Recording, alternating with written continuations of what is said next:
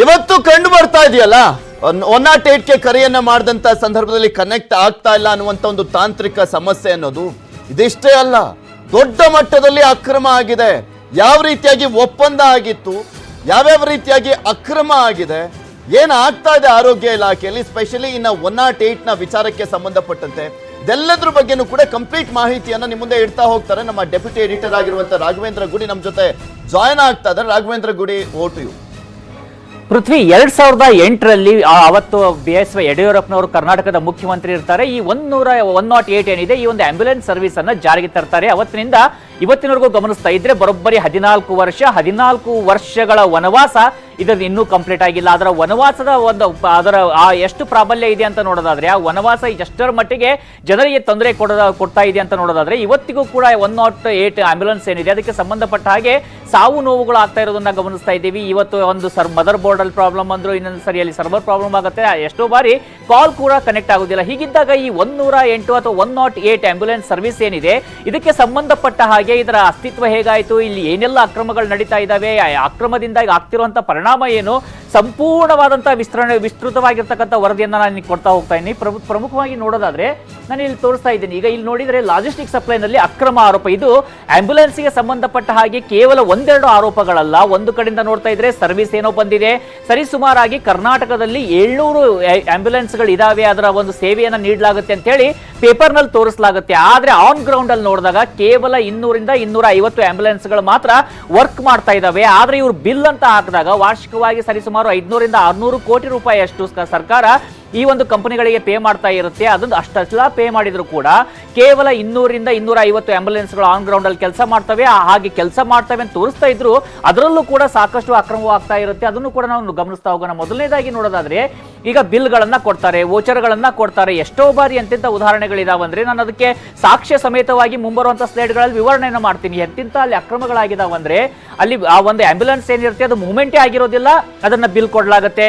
ಎಷ್ಟೋ ಬಾರಿ ವೋಚರ್ ಗಳನ್ನ ಕೊಡ್ಲಾಗುತ್ತೆ, ಆ ಒಂದು ಆಂಬ್ಯುಲೆನ್ಸ್ ಅದು ವರ್ಕಿಂಗ್ ಕಂಡೀಷನ್ ಅಲ್ಲಿ ಇರೋದಿಲ್ಲ. ಇಷ್ಟೆಲ್ಲ ಇದ್ದಾಗ್ಯೂ ಕೂಡ ಅದರಲ್ಲಿ ಅಕ್ರಮ ನಡೀತಾ ಇದೆ ಅಂತೇಳಿ ವರದಿಗಳು ಇದ್ರೂ ಕೂಡ, ಅದಕ್ಕೆ ತನಿಖಾ ವರದಿಗಳು ಇದ್ರೂ ಕೂಡ ಕ್ರಮಗಳು ಮಾತ್ರ ಆಗ್ತಾ ಇಲ್ಲ. ಅದಕ್ಕೆ ಅದರ ಒಂದು ಪರಿಣಾಮವನ್ನ ಇವತ್ತು ಜನಸಾಮಾನ್ಯರು ಎದುರಿಸುವ ರೀತಿಯಾಗಿರ್ತಕ್ಕಂಥದ್ದು. ಇನ್ನ ಸಿಬ್ಬಂದಿ ನೇಮಕಾತಿಯಲ್ಲೂ ಕೂಡ ಸಾಕಷ್ಟು ಲೋಪದೋಷಗಳನ್ನ ಮಾಡಲಾಗ್ತಾ ಇದೆ. ಸರಿಸುಮಾರಾಗಿ 4,000 ಸಿಬ್ಬಂದಿಯಲ್ಲಿ ಬೇಕಾಗುತ್ತೆ ಕೆಲಸಕ್ಕೆ, ಆದ್ರೆ ಕೇವಲ 1,500 ಸಿಬ್ಬಂದಿಯನ್ನ ಮಾತ್ರ ಇರಿಸಿಕೊಳ್ಳಲಾಗಿದೆ. ಹಾಗಿದ್ದಾಗ ಇಷ್ಟು ದೊಡ್ಡ ಮಟ್ಟದಲ್ಲಿ ಟೆಂಡರ್ ಅನ್ನ ಇವರಿಗೆ ನೀಡಲಾಗುತ್ತೆ, ಇಷ್ಟು ದೊಡ್ಡ ಮಟ್ಟದಲ್ಲಿ ಹಣವನ್ನ ಒಂದು ಸರ್ಕಾರದಿಂದ ಬಿಡುಗಡೆ ಮಾಡಲಾಗುತ್ತೆ. ಅಷ್ಟೆಲ್ಲಾ ಬಿಡುಗಡೆ ಮಾಡಿದ್ರು ಕೇವಲ 1,500 ಎಂಪ್ಲಾಯಿಗಳಿಂದ ಇವರು ಕೆಲಸವನ್ನ ನಿರ್ವಹಣೆ ಮಾಡ್ತಾ ಹೋಗ್ತಾರೆ. ಹಾಗಿದ್ದಾಗ ಜನರಿಗೆ ಸೇವೆಯನ್ನ ಕೊಡೋದಕ್ಕೆ ಹೇಗೆ ಸಾಧ್ಯ? ಯಾಕಂದ್ರೆ 108 ಇರೋದೇ ಅದಕ್ಕಪ್ಪ, ಜನರು ಸೇವೆ ಮಾಡೋದಕ್ಕೆ. ಆದ್ರೆ ಅಲ್ಲಿ ಜನಾನೇ ಇಲ್ಲ, ಡ್ರೈವರ್ಸ್ ಗಳ ಕೊರತೆ ಇದೆ, ಸಿಬ್ಬಂದಿ ಕೊರತೆ ಇದೆ ಅಂತಂದ ಸಂದರ್ಭದಲ್ಲಿ ಅದನ್ನ ಯಾವ ರೀತಿಯಾಗಿರ್ತಕ್ಕಂಥ ಒಂದು ಸೇವೆಯನ್ನ ಇವರು ಕೊಡೋದಕ್ಕಾಗುತ್ತೆ? ಹೀಗಾಗಿ ಒಂದು ಕಡೆಯಿಂದ ಅಲ್ಲಿ ನೇಮಕಾತಿಯಲ್ಲೂ ಅಕ್ರಮ, ಎರಡನೇದಾಗಿ ನೋಡೋದಾದ್ರೆ ಆಂಬ್ಯುಲೆನ್ಸ್ ನ ಸಾಮರ್ಥ್ಯ ಪರಿಶೀಲನೆ ಮಾಡೋದಿಲ್ಲ. ಅಂದ್ರೆ ಒಂದು ಆಂಬ್ಯುಲೆನ್ಸ್ ಅಲ್ಲಿ ಇದ್ದಾಗ ಅದನ್ನ ಜೀವರಕ್ಷಕ ಅಂತ ಕರೆಯಲಾಗುತ್ತೆ. ಯಾಕಂದ್ರೆ ತತ್ಕ್ಷಣದಲ್ಲಿ ಆಸ್ಪತ್ರೆನೇ ಅಲ್ಲಿಗೆ ತರೋದಕ್ಕೆ ಸಾಧ್ಯವಾಗೋದಿಲ್ಲ. ಬದಲಾಗಿ ಆಂಬ್ಯುಲೆನ್ಸ್ ನಲ್ಲಿ ಜನರ ಜೀವ ರಕ್ಷಣೆಗೆ ಬೇಕಾಗಿರ್ತಕ್ಕಂಥ ಒಂದಿಷ್ಟು ಸೌಲಭ್ಯಗಳನ್ನ ನೀಡಬೇಕಾಗುತ್ತೆ. ಇಕ್ವಿಪ್ಮೆಂಟ್ಸ್ ಗಳಿರುತ್ತೆ. ಉದಾಹರಣೆಗೆ ನೋಡೋದಾದ್ರೆ ಒಂದಿಷ್ಟು ಸ್ಟ್ರೆಚರ್ಸ್ ಗಳನ್ನ ಇಡುವಂತದ್ದು, ಜೊತೆಗೆ ಅಲ್ಲಿ ಬೇಕಾದಂತ ತುರ್ತು ಅಗತ್ಯತೆಗೆ ಬೇಕಾದಂತ ಕೆಲ ಮೆಡಿಸಿನ್ಸ್ ಗಳನ್ನ ಇಡುವಂತದ್ದು, ಆಕ್ಸಿಜನ್ ಸಿಲಿಂಡರ್ ಗಳನ್ನ ಪೂರೈಕೆ ಮಾಡುವಂತದ್ದು, EV ಡ್ರಾಪ್ ಗಳನ್ನ ಹಾಕುವಂತ ವ್ಯವಸ್ಥೆ, ಹೀಗೆ ಹಲವು ಸೌಲಭ್ಯಗಳನ್ನ ಕೊಡಬೇಕಾಗುತ್ತೆ. ಆದ್ರೆ ಆ ಸೌಲಭ್ಯವನ್ನ ನಾವು ಗಮನಿಸ್ತಾ ಇದ್ರೆ ಆ ಒಂದು ವಿಷಯದಲ್ಲೂ ಕೂಡ ಇಲ್ಲಿ ಸಾಕಷ್ಟು ತೊಂದರೆ ಆಗ್ತಾ ಇರೋದನ್ನ ನಾವು ಗಮನಿಸ್ತಾ ಇದ್ದೀವಿ. ಇನ್ನ ಆರೋಗ್ಯ ಇಲಾಖೆ ಬಳಿ ಒಂದೂ ದಾಖಲೆ ಇಲ್ಲ. ಇದು ನೋಡಿ ವಿಚಿತ್ರ. ಅಂದ್ರೆ ಆರೋಗ್ಯ ಇಲಾಖೆ ಬಳಿಯಲ್ಲಿ ಇರಬೇಕಿತ್ತು. ಅಂದ್ರೆ ಇವರು ಎಷ್ಟು ಜನರಿಗೆ ಒಂದು ಸಹಾಯವನ್ನ ಮಾಡಿದ್ದಾರೆ, ನಿಜಕ್ಕೂ ಕೂಡ ಎಷ್ಟು ಜನರ ಪ್ರಾಣವನ್ನ ಉಳಿಸೋದಕ್ಕೆ ಕಾರಣ ಆಗಿದೆ ಈ 108 ಆಂಬ್ಯುಲೆನ್ಸ್. ಜೊತೆಗೆ ಇಲ್ಲಿ ಇರ್ತಕ್ಕಂಥ ಒಂದಿಷ್ಟು ಸೌಲಭ್ಯಗಳೇನು, ಇವರಿಂದ ಯಾರಿಗೆ ಸಹಕಾರಿಯಾಗಿದೆ ಅಥವಾ ಇವರಿಂದ ಸಹಕಾರಿ ಆಗ್ತಾ ಇದೆಯಾ, ಆಗ್ತಾ ಇಲ್ವಾ, ಇವರ ಮೇಲೆ ಇದ್ದಂತ ಆರೋಪಗಳೇನು, ಆ ಆರೋಪದ ಏನಾದರೂ ತನಿಖೆಯನ್ನ ಮಾಡಲಾಗಿದೆಯಾ, ಯಾವುದೇ ರೀತಿಯಾಗಿರ್ತಕ್ಕಂಥ ದಾಖಲೆಗಳು ಕೂಡ ಈ ಒಂದು ಆರೋಗ್ಯ ಇಲಾಖೆ ಬಳಿಯಲ್ಲಿ ಇಲ್ಲ. ಜೊತೆಗೆ ಆಂಬ್ಯುಲೆನ್ಸ್ ಓಡಾಡ್ತಾ ಇದ್ದಾಗ ಎಷ್ಟು ಓಡಾಡುತ್ತೆ ಆಂಬ್ಯುಲೆನ್ಸ್, ಇವತ್ತು ಎಷ್ಟು ಕಿಲೋಮೀಟರ್ ಹೋಯಿತು. ಇವತ್ತು ಉದಾಹರಣೆಗೆ ಬೆಂಗಳೂರಿನ ಒಂದು ಏರಿಯಾದಿಂದ ಇನ್ನೊಂದು ಏರಿಯಾಕ್ಕೆ ಹೋಗಿ ಬರೋದಾಗಿದ್ರೆ ಅದರ ಒಂದು ಡಾಟಾವನ್ನ ಮೇಂಟೈನ್ ಮಾಡಬೇಕಾಗುತ್ತೆ. ಇನ್ನ ಇದು ನಗರ ಪ್ರದೇಶ ಮಾತ್ರ ಅಲ್ಲ, ಗ್ರಾಮೀಣ ಪ್ರದೇಶಗಳಲ್ಲೂ ಕೂಡ ಪ್ರತಿಯೊಂದು ಡಾಟಾಗಳನ್ನ ಮೇಂಟೈನ್ ಮಾಡಬೇಕಾಗುತ್ತೆ. ಎಷ್ಟೆಲ್ಲ ಓಡಾಟವನ್ನು ಮಾಡ್ತಾ ಇದೆ ಆಂಬ್ಯುಲೆನ್ಸ್, ನಿಜಕ್ಕೂ ಓಡಾಡ್ತಾ ಇದೆ. ಯಾಕಂದ್ರೆ ನಾವು ಎಷ್ಟೋ ಬಾರಿ ಕೆಲವೊಂದಿಷ್ಟು ನೋಡಿದ್ದೀವಿ, ಏನಂದ್ರೆ ಅದರಲ್ಲಿ ಪೇಷಂಟ್ಸ್ ಗಳೇ ಇರೋದಿಲ್ಲ, ಬದಲಾಗಿ ರೆಡ್ ಲೈಟ್ ಅನ್ನ ಹಾಕಿಕೊಂಡು ಒಂದು ಸಿಗ್ನಲ್ ಜಂಪ್ ಮಾಡುವಂತ ಉದಾಹರಣೆಗಳನ್ನು ಕೂಡ ಹಲವು ಬಾರಿ ನಾವು ಗಮನಿಸಿದೀವಿ. ಅಂದ್ರೆ ಇದು ಯಾವುದೂ ಡಾಟಾಗಳನ್ನೇ ಮೇಂಟೈನ್ ಮಾಡದೇ ಇದ್ದಾಗ, ಅದರ ಓಡಾಟದ ಲೆಕ್ಕವನ್ನ ಇಡದೇ ಇದ್ದಾಗ ಹೇಗೆ ಸರಿಯಾಗಿರ್ತಕ್ಕಂಥ ಒಂದು ಸೇವೆಯನ್ನ ಕೊಡೋದಕ್ಕೆ ಸಾಧ್ಯ ಆಗುತ್ತೆ? ಈಗ ನಾನು ಅವಾಗಲೇ ಹೇಳ್ತಾ ಇದ್ದಾಗೆ 4,000 ಸಿಬ್ಬಂದಿ ಇರಬೇಕಿತ್ತು, ಬದಲಾಗಿ 1,500 ಸಿಬ್ಬಂದಿಯಲ್ಲಿದ್ದಾರೆ. ಜೊತೆಗೆ ನೋಡೋದಾದ್ರೆ ಕಾಲ್ ಸೆಂಟರ್ ಅನ್ನು ನಾನು ಈಗ ಯಾರಿಗಾದ್ರೂ ಗಾಯ ಆಗಿದೆ ಅಥವಾ ಏನಾದ್ರೂ ಒಂದು ತೊಂದರೆ ಆಗಿದೆ, ಅಪಘಾತ ಆಗಿದೆ, ಯಾರಿಗೋ ಒಂದು ಹೃದಯ ಸಮಸ್ಯೆ ಆಗ್ತಾ ಇದೆ, ಅಥವಾ ಗರ್ಭಿಣಿ ಸ್ತ್ರೀಯರಿಗೆ ಅವರ ಒಂದು ಸಮಸ್ಯೆಗಳಾಗ್ತಾ ಇದಾವೆ ಅಂದಾಗ ಏನ್ ಮಾಡ್ತಾರೆ, ಫೋನ್ ಅನ್ನ ಮಾಡ್ತಾರೆ. ಆ ಫೋನ್ ಎಲ್ಲಿಗೆ ಹೋಗುತ್ತೆ? 108ಗೆ ಕರೆ ಮಾಡಿದಾಗ ಅದು ಕಾಲ್ ಸೆಂಟರ್ ಗಳಿಗೆ ಹೋಗುತ್ತೆ. ಹಾಗೆ ಕಾಲ್ ಸೆಂಟರ್ ಗಳಿಗೆ ಕರೆ ಹೋದಾಗ ಅಲ್ಲಿ ಏನಾಗುತ್ತೆ ಅಂತ ನೋಡಿದ್ರೆ ಎಷ್ಟು ಜನರ ಕಾಲ್ ಅನ್ನ ರಿಸೀವ್ ಮಾಡಲಾಗಿದೆ, ಎಷ್ಟು ಸಮಯ ಮಾತನಾಡಲಾಗಿದೆ, ಅವರು ಯಾವ ನಗರದಿಂದ ಅಥವಾ ಯಾವ ಗ್ರಾಮೀಣಾಂತರ ಪ್ರದೇಶದಿಂದ ಅಥವಾ ಯಾವ ಒಂದು ಊರಿನಿಂದ ಕರೆಯನ್ನ ಮಾಡಿದ್ರು, ಅವರ ಸಮಸ್ಯೆ ಏನಿತ್ತು, ಅಲ್ಲಿಗೆ ಆಂಬ್ಯುಲೆನ್ಸ್ ಹೋಯ್ತಾ ಹೋಗ್ಲಿಲ್ವಾ, ಈ ರೀತಿಯಾಗಿರ್ತಕ್ಕಂಥ ಯಾವುದೇ ಡಾಟಾಗಳಿಲ್ಲ. ಇಲ್ಲಿಗೆ ಒಂದು ಕಡೆಯಿಂದ ನೋಡ್ತಾ ಇದ್ರೆ ಕಾಲ್ ಸೆಂಟರ್ ನಲ್ಲಿ ಡಾಟಾಗಳನ್ನ ಮೇಂಟೈನ್ ಮಾಡ್ತಾ ಇಲ್ಲ, ಜೊತೆಗೆ ಆಸ್ಪತ್ರೆಗಳಿಗೆ ಸಾಗಿಸಲಾಗಿದೆ ಇಲ್ವಾ ಅನ್ನೋದ್ರ ಬಗ್ಗೆ ಆಂಬ್ಯುಲೆನ್ಸ್ ಮೂಲಕವಾದಂತಹ ಒಂದು ಯಾವುದೇ ಡಾಟಾವನ್ನ ಮೇಂಟೈನ್ ಮಾಡ್ಲಾಗ್ತಾ ಇಲ್ಲ. ಹೀಗಿದ್ದಾಗ ಸಹಜವಾಗಿ ಅಕ್ರಮದ ಒಂದಿಷ್ಟು ವಾಸನೆ ಬಂದೇ ಬರುತ್ತೆ. ಹಾಗೆ ಬರ್ತಾ ಇದ್ರೂ ಕೂಡ ಅದನ್ನ ಯಾರು ಕೂಡ ಗಮನಿಸ್ತಾ ಇಲ್ಲ ಅನ್ನೋದು ಇಲ್ಲಿ ಇರ್ತಕ್ಕಂಥ ಅತ್ಯಂತ ಪ್ರಮುಖವಾಗಿರ್ತಕ್ಕಂಥ ಪ್ರಶ್ನೆ. ಮತ್ತೊಂದು ವಿಚಾರ ಅಂದ್ರೆ, ಓಡದೇ ಇದ್ರೂ ಕೂಡ ಆಂಬ್ಯುಲೆನ್ಸ್ಗೆ ಬಿಲ್ ಅನ್ನ ಕೊಡುವಂತದ್ದು ನಾನು ಅವಾಗಲೇ ಹೇಳ್ತಾ ಇದ್ದೆ. ಅಂದ್ರೆ ಎಷ್ಟೋ ವಾಹನಗಳು ಆಕ್ಸಿಡೆಂಟ್ ಆಗುತ್ತೆ, ಅವು ನಿಂತಲ್ಲೇ ನಿಂತಿದ್ದಾವೆ, ಆದ್ರೆ ಅವುಗಳ ಹೆಸರ ಮೇಲೆ ವೋಚರ್ಗಳನ್ನ ಬಿಲ್ಗಳನ್ನ ಪಾವತಿ ಮಾಡುವಂಥದ್ದು, ಬಿಲ್ಗಳನ್ನ ಪಡೆದುಕೊಳ್ಳುವಂಥದ್ದು ನಡೆದಿದೆ. ಜೊತೆಗೆ ಕೆಲವು GPS ಡಾಟಾಗಳು ತೋರಿಸ್ತಾ ಇದ್ದೇವೆ, ಅವರು 2 ಅಥವಾ 3 ದಿನಗಳ ಅವಧಿಯಲ್ಲಿ ಕೆಲ ಆಂಬ್ಯುಲೆನ್ಸ್ನವರು ಕೇವಲ ಅರ್ಧ ಕಿಲೋಮೀಟರ್ ಅಥವಾ 1 ಕಿಲೋಮೀಟರ್ ಮಾತ್ರ ಒಂದು ಪಯಣವನ್ನ ಮಾಡಿದ್ದಾರೆ. ಅವರನ್ನ ಫುಲ್ ಡೇ ಬಿಲ್ಗಳನ್ನ ತೆಗೆದುಕೊಳ್ಳಲಾಗುತ್ತೆ. ಅಂದ್ರೆ ಇಲ್ಲಿ ಓಡ್ತಾ ಇರೋದು 250 250 ಆಂಬ್ಯುಲೆನ್ಸ್ಗಳು, ಅದರಲ್ಲೂ ಇಂಥ ಸಮಸ್ಯೆ. ಆದ್ರೆ ಬಿಲ್ಗಳು ಪಾವತಿ ಆಗ್ತಾ ಇರೋದು 600 700 ಆಂಬ್ಯುಲೆನ್ಸ್ಗಳಿಗೆ. ಹಾಗಿದ್ದಾಗ ಈ ಹಣ ಎಲ್ಲಿಗೆ ಹೋಗ್ತಾ ಇದೆ, ಇದರಲ್ಲಿ ಯಾರ್ದೆಲ್ಲ ಪಾಲಿದೆ ಅಂತ ಕೂಡ ಪ್ರಶ್ನೆ ಬರುತ್ತೆ. ಸಂಬಂಧಪಟ್ಟ ಅಧಿಕಾರಿಗಳ ಮೇಲೆ ಕೂಡ ಕ್ವಶನ್ ಮಾರ್ಕ್ ಬರುತ್ತೆ, ಸರ್ಕಾರದ ಮೇಲೆ ಕ್ವಶನ್ ಮಾರ್ಕ್ ಬರುತ್ತೆ, ಜೊತೆಗೆ ಆ ಒಂದು ಟೆಂಡರ್ ಅನ್ನ ಪಡೆದಂತ ಸಂಸ್ಥೆ ಮೇಲಂತೂ ಕ್ವಶನ್ ಮಾರ್ಕ್ ಇದ್ದೇ ಇದೆ. ಈಗ ನಾನು ನಿಮಗೆ ಇಲ್ಲಿ ತೋರಿಸ್ತಾ ಇದ್ದೆ, ಇಲ್ಲಿ ನೋಡಿ, ನಾನು ಇಲ್ಲಿ ಒಂದು ತೋರಿಸ್ತಾ ಇದ್ದೀನಿ ನಿಮಗೆ. ಇದು ಯಾವ ವೆಹಿಕಲ್ಲು, ಯಾವ ಡೇಟು, ಟೈಮ್ ಏನು, ಪ್ಲೇಸ್ ಏನು, ಡಿಸ್ಟೆನ್ಸ್ ಕವರ್ಡ್ ಏನು, ಈ ಎಲ್ಲ ವಿವರಗಳನ್ನ ನಾವಿಲ್ಲಿ ತೋರಿಸ್ತಾ ಹೋಗ್ತಾ ಇರ್ತೀವಿ. ಈ ಒಂದು ವಿಚಾರವನ್ನ ಗಮನಿಸೋದಾದ್ರೆ ಇಲ್ಲೊಂದು ಆಂಬ್ಯುಲೆನ್ಸ್ ಇದೆ, ಅದು KA 51G5251 ಅಂತ ವೆಹಿಕಲ್ ನಂಬರು. ಡೇಟು 21/1 ಅಂದ್ರೆ ಜನವರಿ 1, 2021 ಸಮಯ, ಟೈಮು 1 ಗಂಟೆ ಇರ್ತಕ್ಕಂಥದ್ದು. ಹೀಗಿದ್ದಾಗ ಇಲ್ಲಿ ನಾವು ನೋಡ್ತಾ ಇದ್ದೀವಿ, ಈಗ ನೋಡಿ ಈ ರೀತಿಯಾಗಿರ್ತಕ್ಕಂಥ ಒಂದು ಸಮಯ ಇದೆ. ಅಂದ್ರೆ ಇದು ಸಂಪೂರ್ಣ ಇಡೀ ಒಂದು ಮಂತ್ ಅಲ್ಲಿ ಅದು ನಿಂತಿರೋದಲ್ಲಿ Shri M Visvesvaraya station, central college, post office road, Ambedkar ವೀಧಿ, ಸಂಪಂಗಿ ರಾಮನಗರ, ಬೆಂಗಳೂರು.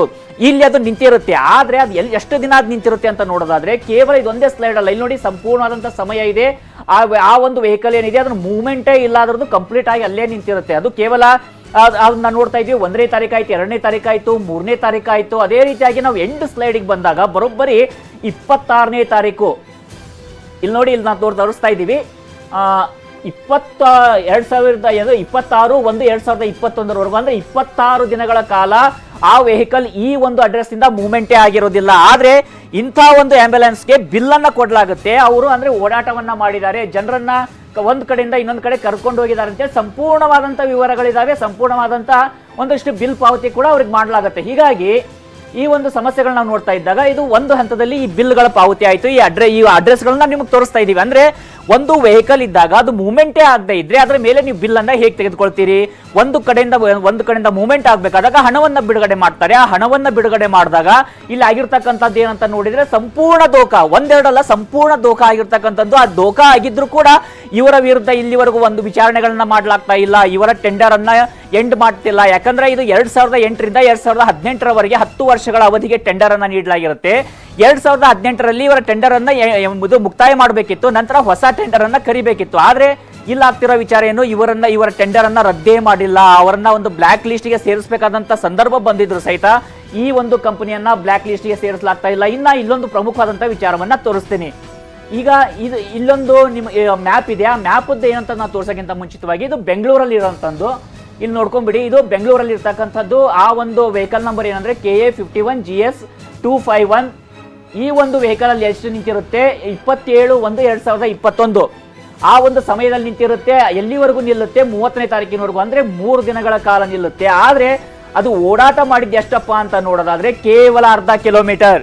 ಈ ಒಂದು ಸಮಯವನ್ನ ಗಮನಿಸಿ. ಆ ಸಮಯದಲ್ಲಿ ದೇಶದಲ್ಲಿ ಕೋವಿಡ್ ದೊಡ್ಡ ಮಟ್ಟಿಗೆ ಬೆಳೆಯೋದಕ್ಕೆ ಶುರು ಆಗಿರುತ್ತೆ. ಜನ ಆಂಬ್ಯುಲೆನ್ಸ್ಗೆ ಕಾಯ್ತಾ ಇರ್ತಾರೆ, ಆಂಬ್ಯುಲೆನ್ಸ್ ಬೇಕಪ್ಪ, ನಮ್ ಜೀವ ಉಳಿಸಿ ಅಂತ ಕೇಳ್ಕೊಳ್ತಾ ಇರ್ತಾರೆ. ಆದ್ರೆ ಅಂತಹ ಸಮಯದಲ್ಲೂ ಕೂಡ ಅಲ್ಲಿ ಆಂಬ್ಯುಲೆನ್ಸ್ ಬರೋದಿಲ್ಲ, ಬದಲಾಗಿ ಇವರು ನಿಂತಲ್ಲೇ ನಿಂತಿರ್ತಾರೆ. ಇದು ಕೇವಲ ಬೆಂಗಳೂರು ಸಮಸ್ಯೆ ಅಲ್ಲ, ಇನ್ನೂ ಇದೆ. ಇಲ್ಲಿ ನಾವು ನೋಡ್ತಾ ಇದ್ರೆ ಇದು ಒಂದ್ ಕಡೆಯಿಂದ ಬೆಂಗಳೂರು ಆಯ್ತು, ಇನ್ನೊಂದು ಕಡೆಯಿಂದ ನೋಡ್ತಾ ಇದ್ರೆ ಮೂಡುಬಿದ್ರೆ ಅಥವಾ ಇದು ಮಂಗಳೂರು. ಇಲ್ಲಿದೆ Shilpa health care centre, Milagres college building, Hampankatta, ಮಂಗಳೂರಲ್ಲಿ ಇರ್ತಕ್ಕಂಥ ಸಮಸ್ಯೆ, ಅಲ್ಲೂ ಕೂಡ ಇದೇ ರೀತಿಯಾಗಿರ್ತಕ್ಕಂಥ ಸಮಸ್ಯೆ ಆಗಿರೋದು. ಅಂದ್ರೆ ಅವರ ಅವಧಿಯನ್ನ ನೋಡಿ, 1/2/2021 ಫೆಬ್ರವರಿ ಸಮಯದಲ್ಲಿ 5 ದಿನಗಳ ಕಾಲ ಆ ವೆಹಿಕಲ್ ಕೇವಲ ಕೆಲವೇ ಕಿಲೋಮೀಟರ್ ಅಲ್ಲಿ ಮಾತ್ರ ಓಡಾಡುತ್ತೆ. ಅಲ್ಲಿ ಜನರನ್ನ ಕೂಡ ಕರೆದುಕೊಂಡು ಹೋದಂತ ಉದಾಹರಣೆ ಇಲ್ಲ. ಬದಲಾಗಿ ಇಷ್ಟು ಜನ ಅಲ್ಲಿ ನಿಂತಿದ್ರು ಸಹಿತವಾಗಿ ಇಷ್ಟು ಸಮಯ ಆ ವೆಹಿಕಲ್ ಅಲ್ಲಿ ನಿಂತಿರುತ್ತೆ, ಅದನ್ನ ಎಷ್ಟೋ ಜನರನ್ನ ಸೇವ್ ಮಾಡಿ ಲೈಫ್ ಅನ್ನ ಉಳಿಸಬಹುದಿತ್ತು. ಇದು ಒಂದಾಯ್ತು. ಇನ್ನೊಂದು ಇದೆ ಕೂಡ ಇಲ್ಲಿ, ಇದು ದಕ್ಷಿಣ ಕನ್ನಡ.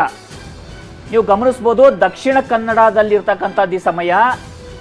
ಇದು ದಕ್ಷಿಣ ಕನ್ನಡದಲ್ಲಿ KA 42G844 ಈ ಒಂದು ವೆಹಿಕಲ್ ನಂಬರ್, ಇವರದ್ದು ಸಮಸ್ಯೆ ಅದೇ. ಏನಂದ್ರೆ ಓಡಾಟನೇ ಮಾಡೋದಿಲ್ಲ. ಇದರ ಯಾವುದೇ ಅವಧಿ ಸೇಮ್ ಫೆಬ್ರವರಿ 2021 ಇರ್ತಕ್ಕಂಥದ್ದೇ ಸಮಯ ಇದು. ಅಂದ್ರೆ ಇಷ್ಟೆಲ್ಲ ನಾವು ತೋರಿಸ್ತಾ ಇದೀವಿ, ಎಲ್ಲ ಇಷ್ಟು ಸಮಯಗಳ ಕಾಲ ಅಲ್ಲಿ ನಿಂತಿರ್ತಾರೆ, ಆದ್ರೆ ವೆಹಿಕಲ್ ಮೂವ್ಮೆಂಟ್ ಆಗೋದಿಲ್ಲ. ಜನರು ಕರೆ ಮಾಡ್ತಾ ಇರ್ತಾರೆ, ಬನ್ನಿ ಸ್ವಾಮಿ ನಮ್ಮನ್ನು ರಕ್ಷಣೆ ಮಾಡಿ, ನಮ್ಮ ಸಂಬಂಧಿಕರು, ನಮ್ಮವರು, ನಮಗೆ ಬೇಕಾದಂತವರು ಸಾಕಷ್ಟು ತೊಂದರೆಗೀಡಾಗಿದ್ದಾರೆ, ಅವರ ಜೀವನ ಉಳಿಸಿ ಅಂತ ನಿರಂತರವಾಗಿ ಕರೆ ಮಾಡ್ತಾ ಇದ್ರು ಸಹಿತವಾಗಿ ಅದನ್ನ ಕೇಳೋ ಅಂತವ್ರು ಯಾರು ಇರೋದಿಲ್ಲ. ಯಾಕಂದ್ರೆ ಆ ವೆಹಿಕಲ್ಗಳು ಮೂವ್ಮೆಂಟ್ ಆದ್ರೆ ತಾನೇ. ಇದು ಒಂದು ಹಂತಕ್ಕಾಯ್ತು. ಇನ್ನೊಂದು ವಿಚಾರಗಳನ್ನ ನೋಡ್ತಾ ಇದ್ರೆ ಈ ಒಂದು ಹಂತದಲ್ಲಿ ಇದಾಯ್ತು. ಇದು ಇಷ್ಟೇ ಅಲ್ಲ, ಇನ್ನೂ ಎಷ್ಟೋ ಇಲ್ಲಿ ಒಂದಿಷ್ಟು ವಿಷಯಗಳಿದಾವೆ. ಏನಂದ್ರೆ ನಮ್ಮ ಹತ್ರ ಇನ್ನೂ ಕೂಡ ದಾಖಲೆಗಳಿದಾವೆ. ಅಂದ್ರೆ ಆ ದಾಖಲೆಗಳ ಪ್ರಕಾರ ನೋಡೋದಾದಾಗ ಎಷ್ಟೋ ವೆಹಿಕಲ್ಗಳು ಆಕ್ಸಿಡೆಂಟ್ ಆಗಿರುತ್ತೆ. ಆಕ್ಸಿಡೆಂಟ್ ಆಗಿದ್ರು ಕೂಡ ಅವುಗಳ ಮೇಲೆ ಬಿಲ್ ಅನ್ನ ಕ್ಲೇಮ್ ಮಾಡಿದ್ದಾರೆ, ಆದ್ರೆ ಅವುಗಳನ್ನ ರಿಪ್ಲೇಸ್ ಮಾಡಕ್ ಹೋಗಿಲ್ಲ. ಅಂದ್ರೆ ಈ ಎಲ್ಲವನ್ನ ಟೆಂಡರ್ ಅನ್ನ ಪಡೆದುಕೊಂಡಿದ್ದು ಯಾರಂತ ನೋಡೋದಾದ್ರೆ GVK MRI ಸಂಸ್ಥೆಗಳೇನಿದಾವೆ, ಇವರ ಮೇಲೆ ನಿರಂತರವಾದಂತಹ ಪ್ರಶ್ನಾರ್ಥಕ ಚಿಹ್ನೆಗಳು ಬರ್ತಾ ಇದಾವೆ. ಅಷ್ಟೆಲ್ಲ ಪ್ರಶ್ನಾರ್ಥಕ ಚಿಹ್ನೆಗಳು ಬರ್ತಾ ಇದ್ರು ಕೂಡ ಆ ಕಂಪನಿಗಳ ಮೇಲೆ ಕ್ರಮವನ್ನ ತೆಗೆದುಕೊಳ್ತಾ ಇಲ್ಲ. ಅಲ್ಲ, ನೀವು ಈಗ ನೆನಪಿರ್ಬೋದು ಎಲ್ರಿಗೂ, ಏನಂದ್ರೆ ಈ ಒಂದು ಆಂಬ್ಯುಲೆನ್ಸ್ ಸಮಸ್ಯೆಯನ್ನ ಕಳೆದ ಬಾರಿ ಒಂದು 2ನೇ ವೇವ್ ಟೈಮ್ ಅಲ್ಲಿ ದೊಡ್ಡ ಮಟ್ಟದಲ್ಲಿ ಇಡೀ ದೇಶದಲ್ಲಿ ಕರೋನಾ ಸ್ಫೋಟ ಆಗಿರುತ್ತೆ. ಕರ್ನಾಟಕದಲ್ಲೂ ಕೂಡ ಕರೋನಾ ದೊಡ್ಡ ಮಟ್ಟದಲ್ಲಿ ಸ್ಫೋಟ ಆಗಿರುತ್ತೆ. ಜನ ಒಂದು ಬೇಡ್ಕೊಳ್ತಾ ಇರ್ತಾರೆ, ನಮಗೊಂದು ಆಂಬ್ಯುಲೆನ್ಸ್ ಅನ್ನ ಕೊಡಿ, ದಯವಿಟ್ಟು ಆಂಬ್ಯುಲೆನ್ಸ್ ಅನ್ನ ಕೊಡಿ, ನಾವು ತುಂಬಾ ತೊಂದರೆಗಿದ್ದಾರೆ, ಬದುಕೋದೇ ಕಷ್ಟ ಆಗ್ತಾ ಇದೆ ಅಂತ ಅಷ್ಟೆಲ್ಲ ನೋಡ್ತಾ ಇದ್ರು. ಆಂಬ್ಯುಲೆನ್ಸ್ಗಳು ಸಿಗೋದಿಲ್ಲ. ಆಂಬ್ಯುಲೆನ್ಸ್ಗಳು ಸಿಕ್ಕರೂ ಕೂಡ ಆ ಸಮಯದಲ್ಲಿ 5,000, 10,000, 20,000 ಅಂತ ಚಾರ್ಜ್ ಗಳನ್ನ ಮಾಡಲಾಗುತ್ತೆ. ಅಂದ್ರೆ ಈ ಒಂದು 108 ಆಂಬ್ಯುಲೆನ್ಸ್ ಏನಿದೆ, ಇವರ ಬಳಿಯಲ್ಲಿ 700 ಆಂಬ್ಯುಲೆನ್ಸ್ಗಳು ಇರಬೇಕಿತ್ತು. ಆದ್ರೆ ಆ ಸಮಯದಲ್ಲಿ ಓಡ್ತಾ ಇದ್ದಿದ್ದೆ 250 ಆಂಬ್ಯುಲೆನ್ಸ್ಗಳು ಮಾತ್ರ. ಆ 250 ಆಂಬ್ಯುಲೆನ್ಸ್ಗಳಲ್ಲಿ ಎಷ್ಟೋ ಆಂಬ್ಯುಲೆನ್ಸ್ಗಳು ಮೂವ್ಮೆಂಟೇ ಆಗೋದಿಲ್ಲ, ನಿಂತಲ್ಲೇ ನಿಂತಿರ್ತವೆ. ಆ ಸಮಯದಲ್ಲಿ ಎಷ್ಟು ಜನರ ಜೀವವನ್ನ ಉಳಿಸಬಹುದಾಗಿತ್ತು. ಸರಿಯಾದ ರೀತಿಯಲ್ಲಿ ಕ್ರಮವನ್ನ ಏನಾದರೂ ಕೈಗೊಂಡಿದ್ರೆ, ಸರಿಯಾದ ರೀತಿಯಲ್ಲಿ ಜನರ ಸೇವೆಗೆ ಮುಂದಾಗಿದ್ರೆ ಎಷ್ಟು ಜನರನ್ನ ಸೇವ್ ಮಾಡಬಹುದಿತ್ತು ಪೃಥ್ವಿ. ಹೀಗಿದ್ದಾಗಿ ಸಹಿತ ನಾವು ಗಮನಿಸ್ತಾ ಇದ್ದೀವಿ, ಅವ್ರ ಮೇಲೆ ಕ್ರಮವಾಗಿಲ್ಲ. ಹೀಗಾಗಿ ಇವತ್ತು ಇರ್ತಕ್ಕಂಥ ಒಂದು ಬೇಡಿಕೆ ಏನಂತ ನೋಡೋದಾದ್ರೆ, ಸರ್ಕಾರದ ವಿರುದ್ಧ ಸರ್ಕಾರ ಈ ಮೇಲೆ ಕ್ರಮವನ್ನ ತೆಗೆದುಕೊಳ್ಬೇಕು, ತನಿಖೆಯನ್ನ ಮಾಡಬೇಕು, ಮತ್ತೆ ಜನರ ಜೀವ ಈ ರೀತಿಯಾಗಿ ಹೋಗೋದನ್ನ ತಡೆಗಟ್ಟಬೇಕಾಗತ್ತೆ. ಎಕ್ಸಾಕ್ಟ್ಲಿ ರಾಘವೇಂದ್ರ, ನೋಡಿದ್ರಲ್ಲ, ನಮ್ಮ ಪ್ರತಿನಿಧಿ ಎಕ್ಸ್ಪ್ಲೈನ್ ಮಾಡ್ತಾ ಇದ್ರು ಯಾವ್ಯಾವ